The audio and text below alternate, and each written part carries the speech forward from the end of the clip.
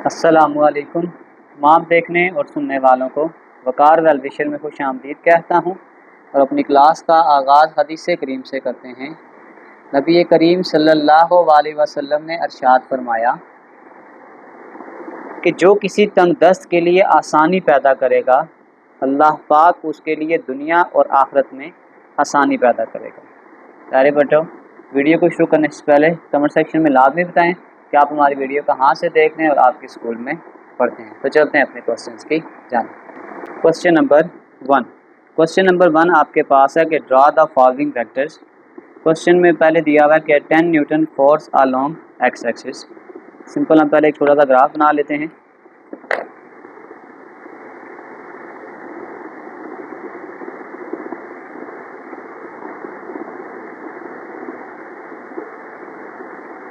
अब उससे पहले जो इम्पोर्टेंट काम होता है ना, वो स्केल होता है।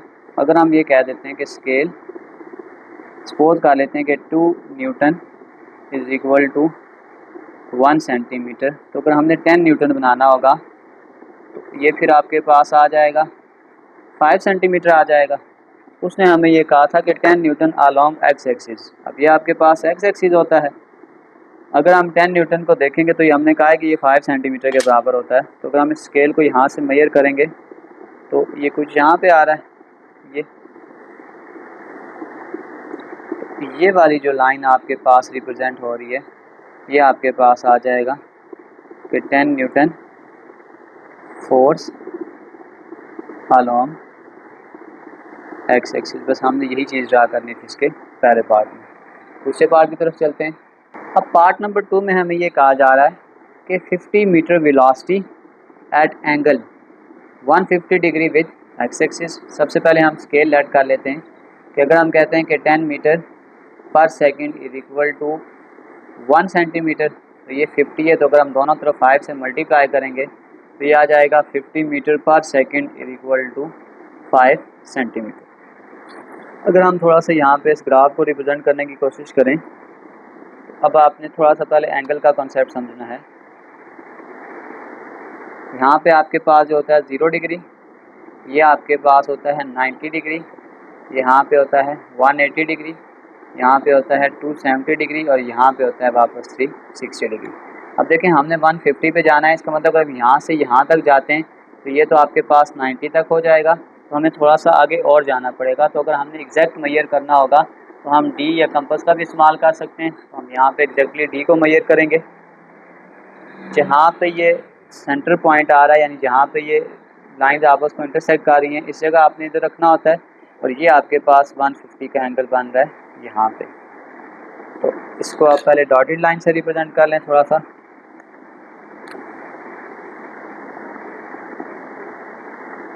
ये आपके पास जो एंगल बन रहा है यहाँ तक, ये आपके पास एंगल आ गया है 150 डिग्री। अब उसके बाद हमने 5 सेंटीमीटर को मेजर करना है एग्जैक्टली। तो अब ये वाली जो लाइन ड्रा होगी ये आपके पास एग्जैक्ट 5 सेंटीमीटर की होगी।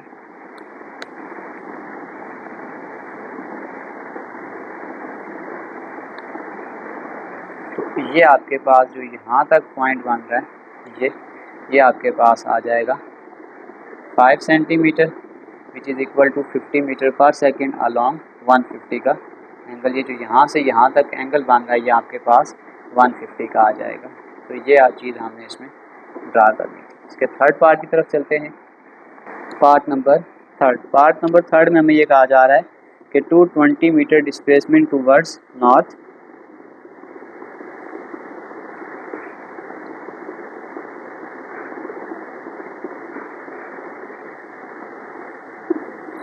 ये आपके पास होता है नॉर्थ, ईस्ट, वेस्ट और साउथ। अब हमने 220 मीटर डिस्प्लेसमेंट टुवर्ड्स नॉर्थ यानी ऊपर की तरफ जाना है। पहले इसका कुछ स्केल लेट कर लेते हैं कि हम लेट कर लेते हैं कि 44 metre is equal to 1 centimetre. और अगर मैं इस 44 को मल्टीप्लाई करता हूँ 5 के साथ, ये आपके पास आ जाएगा 44 मल्टीप्लाई बाय 5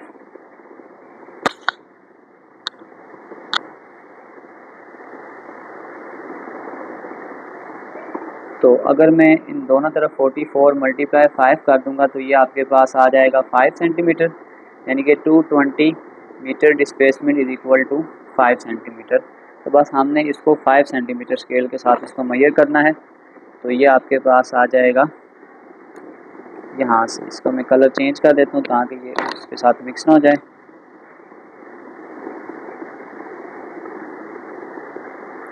बस ये यहाँ से जो ये वैल्यू आ रही है ये आपके पास आ जाएगी 220 metre displacement towards north. Last point आपके पास पार्ट नंबर 4, हमने ड्रा करना है 24 metre per second square acceleration और एंगल आपके बन रहा है 45 डिग्री।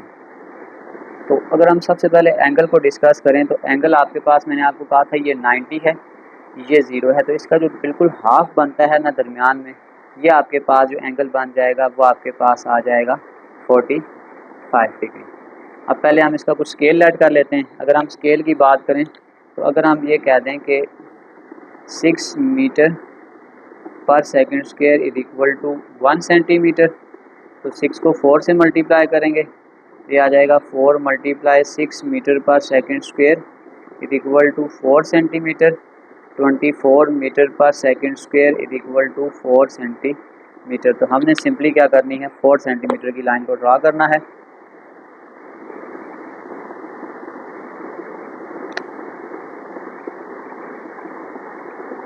ये आपके पास आ जाएगा 4 सेंटीमीटर की लाइन ड्रा हो गई है, 4 सेंटीमीटर। और जो इसका हमने एंगल बनाना था आपके पास वो हमने एंगल 45 डिग्री बनाना था। बस ये चीज़ हमने ड्रा करनी थी, एक हमने लाइन ड्रा करनी थी और एक साथ उसका एंगल ड्रा करना।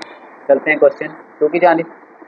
क्वेश्चन नंबर 2, क्वेश्चन नंबर 2 में वो कह रहा है कि draw the vector on graph paper when P is 4 centimeter long making an angle theta is equal to 45 degree with x axis।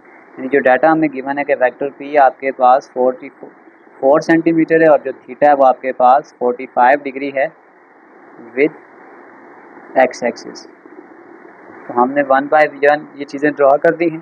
तो सबसे पहला पार्ट अगर आप देखें तो उसने हमें ये कहा है कि 2P, इसका मतलब 2 वेक्टर P आपके पास 4 सेंटीमीटर है, ये आपके पास आ जाएगा 4 2 आर 8 सेंटीमीटर। तो अब अगर हम सिंपली इसको ड्रा करेंगे, एंगल आपके पास तो यहाँ पे ड्रा कर लेते हैं।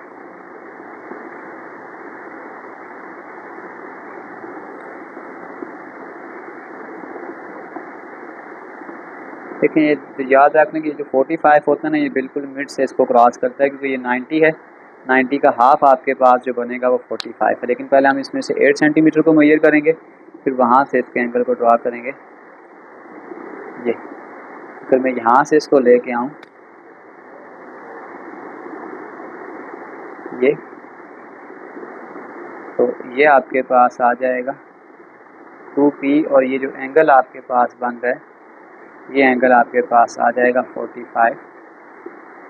अब इस तरीके का से अगर आप पार्ट 2 देखें तो आपके पास लिखा हुआ है -r। तो बेसिकली रिजल्टेंट वेक्टर यहाँ पे ये -r नहीं होगा बल्कि -p होगा, ठीक है। अगर आपके पास p की वैल्यू 4 सेंटीमीटर है तो अगर हम -p की बात करेंगे तो ये आ जाएगा -4 सेंटीमीटर। बस आपने ये याद रखना है कि अगर आपके पास p की डायरेक्शन इस तरीके कार से जा रही होगी, जब हम -p की बात करते हैं तो उसकी डायरेक्शन मैग्नीट्यूड सेम रहता है, सिर्फ अगर ये p है तो ये आपके पास -p हो जाएगा। तो ये सेम सिनेरियो में इस तरीके कार से हम इसको फर्दर ड्रा करेंगे। तो अब अगर हम इसको ड्रा करेंगे एंगल वही 45 का होगा। अब आपने ये याद रखना है कि जब हम p को ड्रा कर रहे थे तो p की डायरेक्शन आपके पास ये थी, इस तरीके कार से p था अलॉन्ग 45 डिग्री।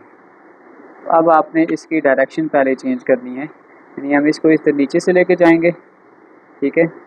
और आपके पास ये जो एंगल बन जाएगा ये 45 का हो जाएगा। अब -p करने के लिए इसकी डायरेक्शन तो हमने चेंज कर ली, लेकिन पहले हमें एग्जैक्ट -4 सेंटीमीटर को ड्रा करना पड़ेगा।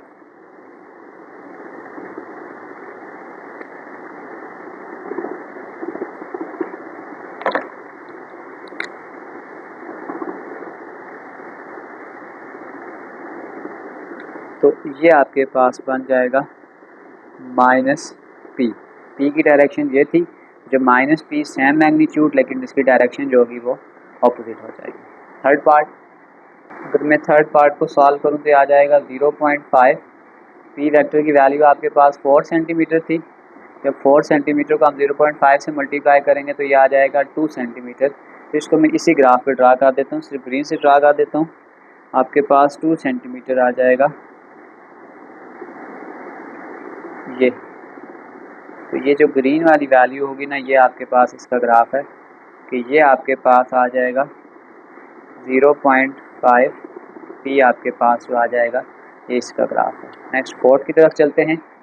तो फोर्थ पार्ट की बात करें तो ये आपके पास आ जाएगा -1.5 पी की वैल्यू आ जाएगी 4। अगर हम इसको मल्टीप्लाई करेंगे तो ये आपके पास आ जाएगा -6 सेंटीमीटर।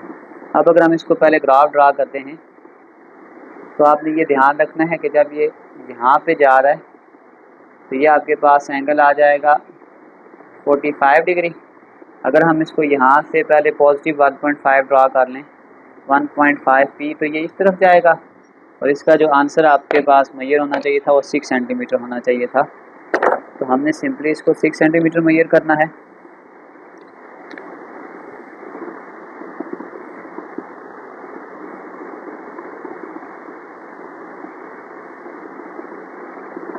अब ये जो आपके पास आ रहा है ना, ये 1.5 पी पॉजिटिव है, लेकिन हमने नेगेटिव ड्रा करना था, हम तो इसके ऑपोजिट आएंगे।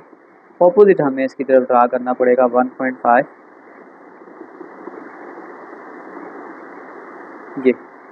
ये जो ऑपोजिट डायरेक्शन आ रही है ना, ये आपके पास -1.5 पी बन जाएगा और जो एंगल बन रहा है आपके पास वो 45 डिग्री हो जाएगा। नेगेटिव में सिर्फ हम उसकी डायरेक्शन चेंज करते हैं, उसका मैग्नीट्यूड आपके पास बिल्कुल सेम होता है। इसी तरीके से अगर हम इसका लास्ट पार्ट देखें तो फिफ्थ पार्ट आपके पास ये है -0.5 पी। अब ये आ जाएगा -0.5 पी की वैल्यू आपके पास आ रही है 4 सेंटीमीटर, तो ये आपके पास आ जाएगा -2 सेंटीमीटर। अब आपको याद होगा कि ये हमने ड्रा किया हुआ है 0.5 पी ऊपर की तरफ। तो अगर मैं इसी को यहीं से नीचे की तरफ ड्रा कर लूँगा ये, तो ये जो आपके पास बन रहा है 45 डिग्री, तो ये वाली जो वैल्यू है ये आपके पास बन जाएगी -0.5 पी। जब इधर जा रहे थे तो डायरेक्शन ऊपर की तरफ थी, फर्स्ट क्वाड्रेंट में थी। जब अपोजिट में जाएंगे तो इसकी डायरेक्शन थर्ड क्वाड्रेंट में चली जाएगी। तो ये बिल्कुल सिंपल सा ग्राफ था, इसको मैंने इसमें ड्रा कर दिया है। चलते हैं इसके क्वेश्चन नंबर 3 की जानिब। Question number 3। क्वेश्चन नंबर 3 में आपके पास ये आ रहा है कि ड्रा अ वेक्टर ए। ये आपके पास ए वेक्टर है और ये हमने ड्रा करना है 3 यूनिट वेस्ट और बी आपके पास है 3 यूनिट नॉर्थ। बी की वैल्यू भी है 3 यूनिट नॉर्थ, हमने इसको ड्रा करना है। बस आप एक चीज़ याद रखिएगा कि अगर हम कह रहे हैं नॉर्थ ड्रा करना है तो नॉर्थ की डायरेक्शन इस तरफ है। अगर हम कह रहे हैं कि हमने वेस्ट की तरफ ड्रा करना है तो वेस्ट की डायरेक्शन इस तरफ है। अब हमारे पास देखें, अगर हम एक जनरल डायग्राम पहले बना लेते हैं सिंपल। अगर हम इसी को पहले एक डायग्राम बना लेते हैं कि 3 यूनिट सपोज करें, अगर हम एक ड्रा करते हैं कि 3 यूनिट वेस्ट है, तो इसका मैंने सपोज करेंगे 1 2 एंड देन 3। तो ये आपके पास आ जाएगा वेक्टर ए आ गया। अब हमने 3 यूनिट जो है नॉर्थ की तरफ जाना है, 1 2 और ये आपके पास 3 है। ये बी आ गया। जब इसको इसके साथ में मिलाऊंगा हेड टू टेल रूल से, तो ये आपके पास बन जाएगा a प्लस बी। अब इस तरीक़ेकार से जब हम ये कह रहे हैं कि आपके पास ये 2a है, अगर हम 2a की बात करेंगे तो इसका मतलब है 2 × 3, इसका मतलब ये आपके पास आ जाएगा 6 यूनिट।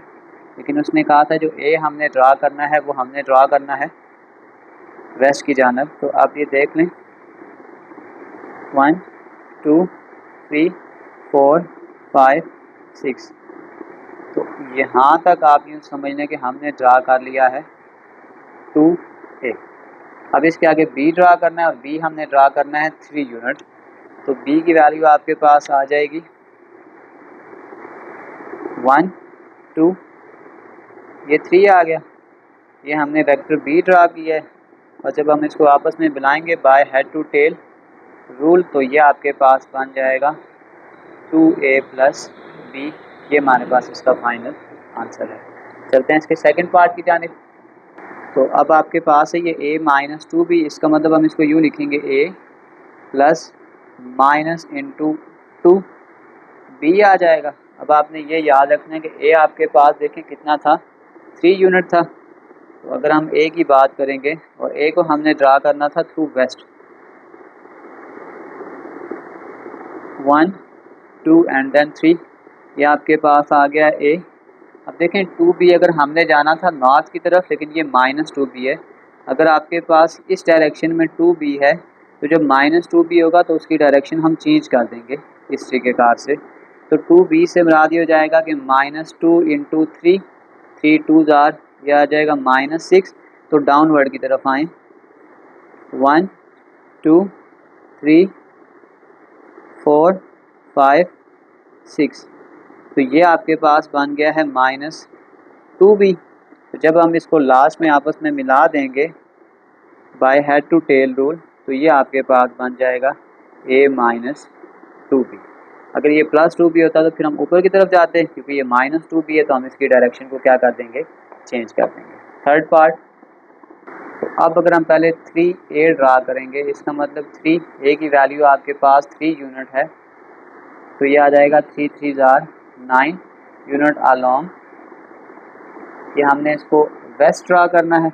और 1.5b, तो 1.5 को जब हम 3 से मल्टीप्लाई करेंगे तो आ जाएगा 455 अलॉन्ग नॉर्थ। अगर हम इसको अब ड्रा करेंगे सबसे पहले, तो ये आपके पास आ जाएगा 1 2 3 4 5 6 7 8 9, ये हमने ड्रा कर लिया आपके पास 3a। अब इसके बाद हमने ड्रा करना है 4.5b, 1 2 3 4, और ये थोड़ा सा अगर हम ड्रा करेंगे ना तो ये 1.5 बन जाएगा। ये जो थोड़ा सा मैंने ड्रा किया ये हाफ है, ये आपके पास आ गया 4.5b। तो बस हम इसको अगर आपस में मिलाएंगे by head to tail rule, तो ये आपके पास बन जाएगा 3a प्लस 4.5, सॉरी 1.5 है, 1.5b। चलते हैं इसके पार्ट 4 की जानिब। अब आपके पास जो पार्ट 4 है वो आपके पास ये है कि 2a plus b plus a minus 2b। इसको फर्दर सॉल्व करते हैं। पार्ट नंबर 4, पार्ट नंबर 4 में सबसे पहले देखें आपके पास 2a है। अगर हम a को यहाँ से ड्रा करना शुरू करें, तो अगर आप 2a है तो 2a आपके पास 6 यूनिट हो जाएगा। तो इसका मतलब है आप यूँ कर लें कि 1 2 3 4 5 6, ये आपके पास आ गया है 2a। अब इसमें हमने b को ऐड करना है, तो b आपके पास सिंपल 3 यूनिट्स था, तो ये आपके पास आ जाएगा 1 2 और 3, ये आपके पास आ गया है b वेक्टर। अब हमने इसका resultant by head to tail rule इसको आपस में ऐड करना है। तो आप ये समझ लें कि यहाँ तक तो हमने ये इसकी पहली ब्रैकेट को सॉल्व कर लिया है कि 2a प्लस b, ये हमने यहाँ तक ऐड कर लिया। अब इसके बाद नेक्स्ट आपके पास दोबारा से उसने हमें कहा था कि अब दोबारा से हमने a को ऐड करना है। अब a आपके पास 3 यूनिट है, इसका मतलब 1 2 और 3, ये आप यूँ समझ लें कि ये आपके पास अब आ गया है a माइनस 2b है। अगर 2b होता तो हम इस डायरेक्शन में जाते, तो क्योंकि ये माइनस 2b है तो इसकी डायरेक्शन डाउनवर्ड करेंगे और 6 यूनिट हम नीचे आएंगे। तो ये आपके पास आ गया है 1 2 3 4 5 6, यहाँ से जो हम नीचे आएंगे तो ये आपके पास आ गया है -2b। तो अब आपने ध्यान ये रखना है कि अगर हम सेकंड वेक्टर को पहले आपस में ऐड करेंगे तो ये आपके पास आ जाएगा, ये वाला जो वेक्टर है ये आपके पास है a माइनस 2b। अब फाइनल काम आपने ये याद रखना है, मैं इसको अब रिपीट करता हूँ। अब आप यूँ समझ लें कि ये आपके पास पहला वेक्टर है, इसका आंसर है, ये आपके पास दूसरा वेक्टर है, ये इस पूरी ब्रैकेट का आंसर है। तो फिर लास्ट में हमने रिजल्टेंट निकालना होता है। तो अब हम इसको जब आपस में मिलाएंगे तो इसका मतलब है जो ये वाली लाइन है ये आपके पास रिजल्टेंट वेक्टर है 2a प्लस बी का और प्लस a माइनस 2b का। यानी जो पहली वाली ट्रायंगल है आप यूँ समझ लें कि ये आपके पास पार्ट ए का आंसर है, जो दूसरी वाली ट्रायंगल है ये आपके पास पार्ट बी का आंसर है। और जब हम इन दोनों को प्लस करेंगे तो जो रेड ट्रायंगल बनती है ये आपके पास इसके फाइनल पार्ट का आंसर है। चलते हैं इसके नेक्स्ट पार्ट की जानिब, पार्ट नंबर 5। तो ये आपके पास आ जाएगा 0.5 of a plus 0.5 of b. क्योंकि ए और बी दोनों की वैल्यू आपके पास 3 थी तो इसका मतलब हम ये कह सकते हैं कि आपके पास आ जाएगा, जब ए का हाफ करेंगे तो ये आपके पास आ जाएगा 1.5 और बी का भी आपके पास जो वैल्यू आ जाएगी वो आ जाएगी 1.5। बस आपने इसको अब हाफ ड्रा करना है। अब अगर हम इस वेक्टर को ड्रा करते हैं तो सपोज करें कि ये आपके पास स्टार्टिंग पॉइंट है। अगर मैं थोड़ा सा इसको बड़ा ड्रा कर लेता हूँ, अगर मैं कहता हूँ ये आपके पास 1 है तो ये हाफ आपके पास आ जाएगा 1.5। तो ये आपके पास आ जाएगा 0.5 ए वेक्टर आ गया, फिर उसके बाद 0.5 बी। इसी तरीके कार से पहले ये एक 1 और ये इसका हाफ। तो ये आपके पास जो सेकंड वैल्यू है क्योंकि ये इसका हाफ है तो ये आपके पास आ जाएगी 1.5 बी वेक्टर और लास्ट में रिजल्टेंट है, इसको आपस में मिला दें by head to tail rule. तो ये वाली जो जगह है ये आपके पास आ जाएगा 0.5 ए प्लस बी।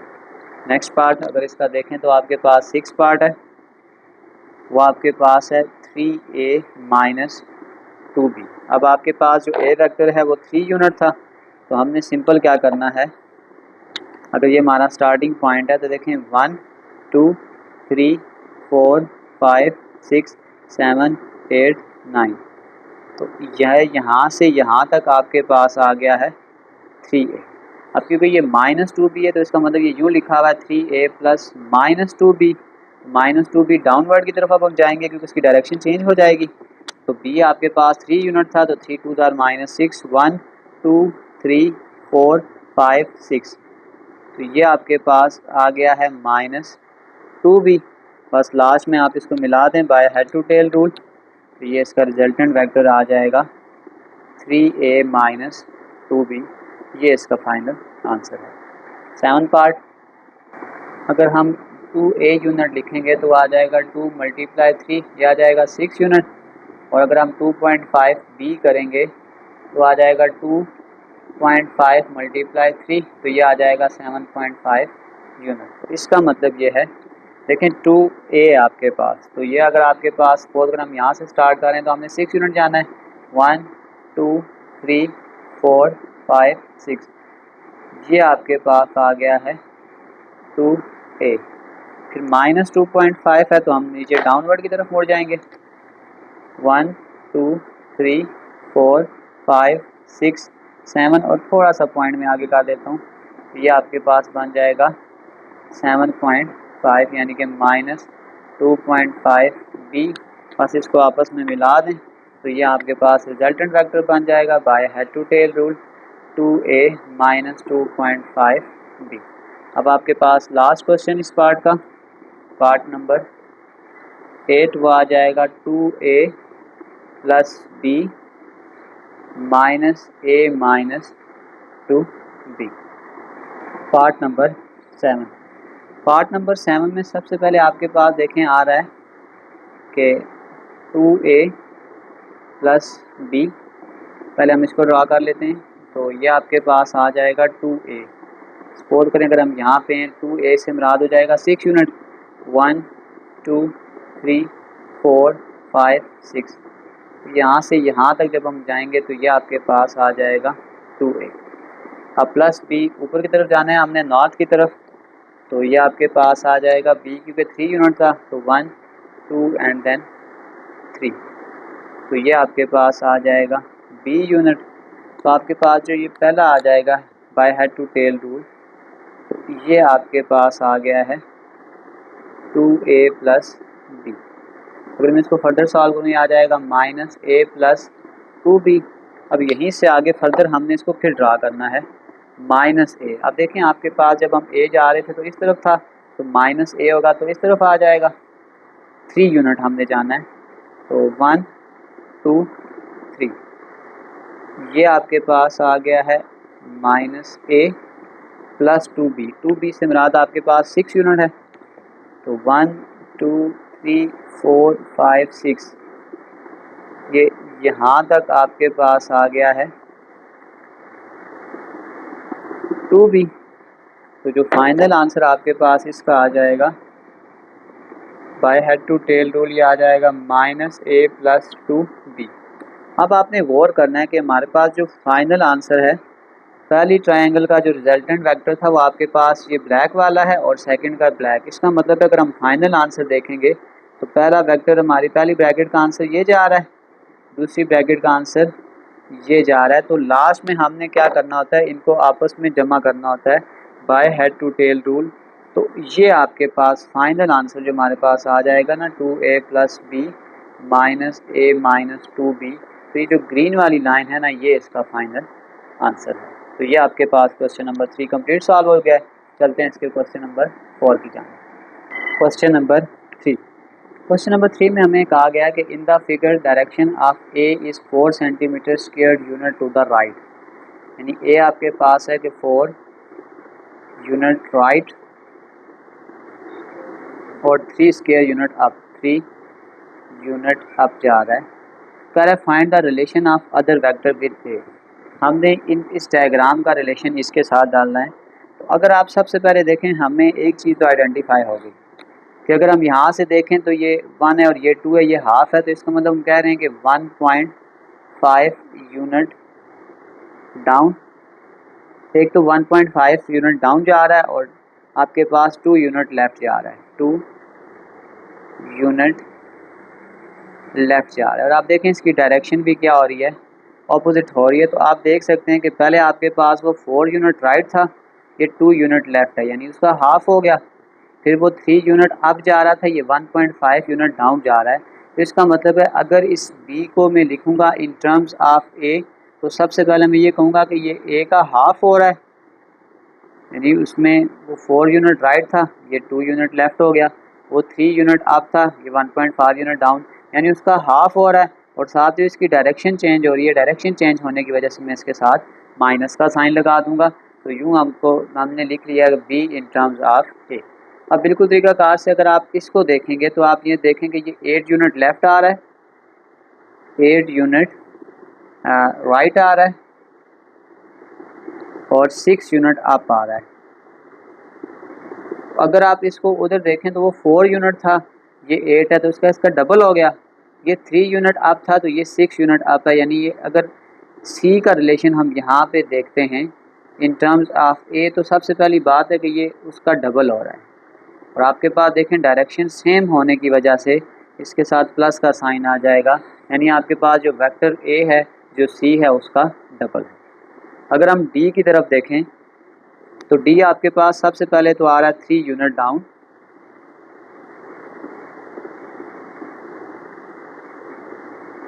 और आपके पास आ रहा है 4 यूनिट लेफ़्ट। तो उधर देखें वो 4 यूनिट राइट था, ये 4 यूनिट लेफ़्ट आ गया।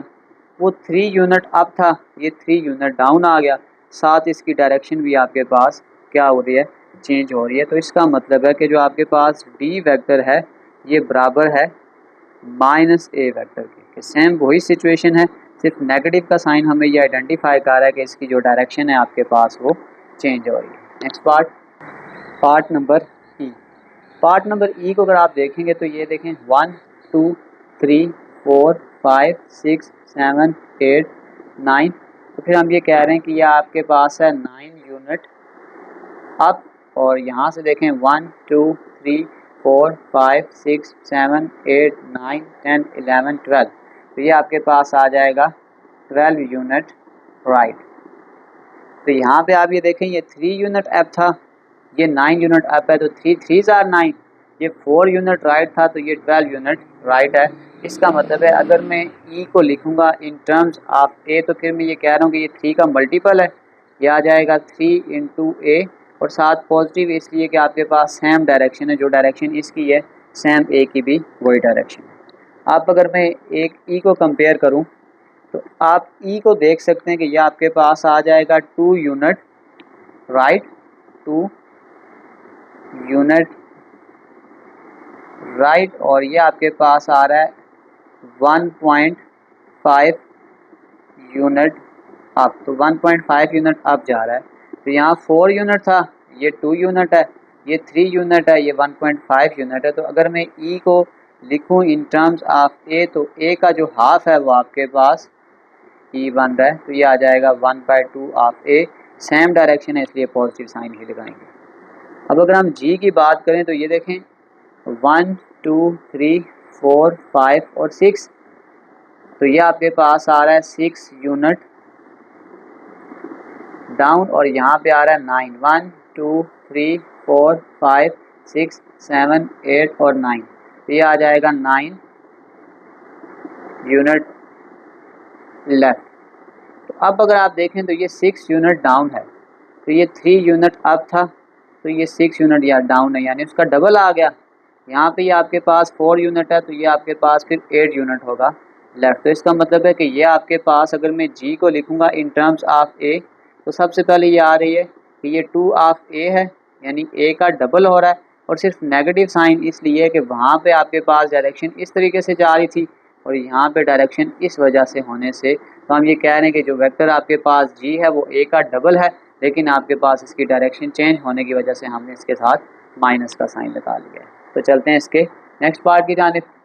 क्वेश्चन नंबर 5 कि a point with the coordinate, suppose करें कि हमारे पास एक कोई पॉइंट है और इसके कोऑर्डिनेट हैं 5 और -7 है। तो कह रहा है कि हैव बीन ट्रांसलेटेड, हमने इसको एक पॉइंट पी है, इसको किसी दूसरे पॉइंट पे लेके जा रहे हैं, सपोज करें उसका नाम हम ए रख लेते हैं कि ए, ये आपके पास ट्रांसलेटेड पॉइंट है,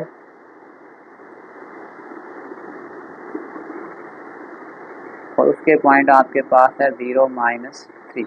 हमने न्यू पोजीशन को फाइंड आउट करना है।